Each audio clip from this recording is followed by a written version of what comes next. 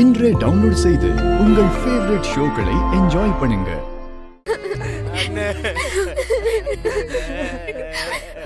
என்னங்க சத்தம்? எதுக்கு எல்லாரும் அழுதுட்டு இருக்கீங்க? என்னாச்சு? Calm down. டாக்டர், நர்ஸ் இப்பதான் வந்து சொல்லிட்டு போனாங்க. என்ன சொன்னாங்க?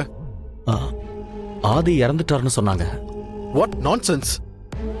நான் இப்பதான் அவருக்கு ட்ரீட்மெண்ட் முடிச்சிட்டு வரேன். ஹி இஸ் ஸ்டேபிள் நவ. அத சொல்லதான் நான் வந்தேன்.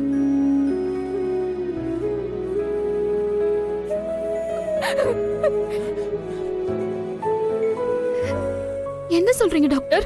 சாரி, ஏதோ கன்ஃபியூஷன். சாரி டாக்டர், இந்த நர்ஸ் தான் சொன்னாங்க. சிஸ்டர், கொஞ்சமாவது அறிவு இருக்கா? என்ன பண்ணி வச்சிருக்கீங்க? பேர் என்னன்னு கன்ஃபார்ம் பண்ணிக்க மாட்டீங்களா? டாக்டர், இறந்து போன பேஷண்டோட பேரு ஆதி. நான் வெளியே வந்து அவங்க அட்டெண்டர் இருக்கீங்களான்னு கேட்டு அதுக்கப்புறமா தான் விஷயத்த சொன்னேன். சாரி சார், உள்ள ஏற்கனவே அட்மிட் ஆயிருந்த பேஷண்டோட பேரும் ஆதி தான். அந்த கன்ஃபியூஷன்ல தான் சிஸ்டர் தெரியாம சொல்லிட்டாங்க. I am extremely sorry sir. Sister, எதுக்கு இந்த மாதிரி தேவையில்லாத வேலையெல்லாம் பண்ணிட்டு இருக்கீங்க?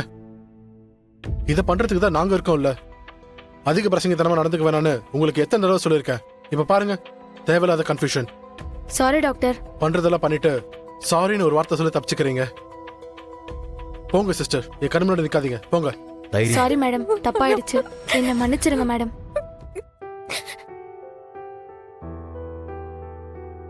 I'm really sorry sir.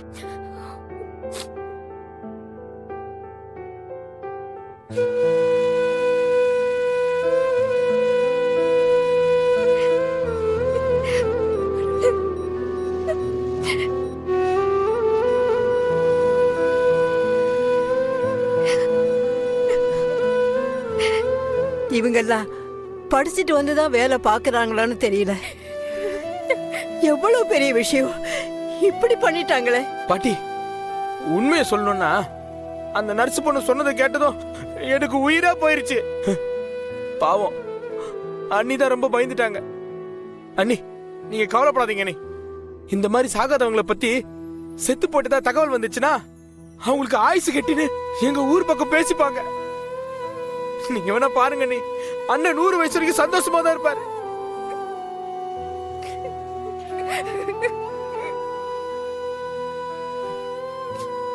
அண்ணி, நான் தான் சொல்றேன்ல, நீங்க கவலைப்படாதீங்க.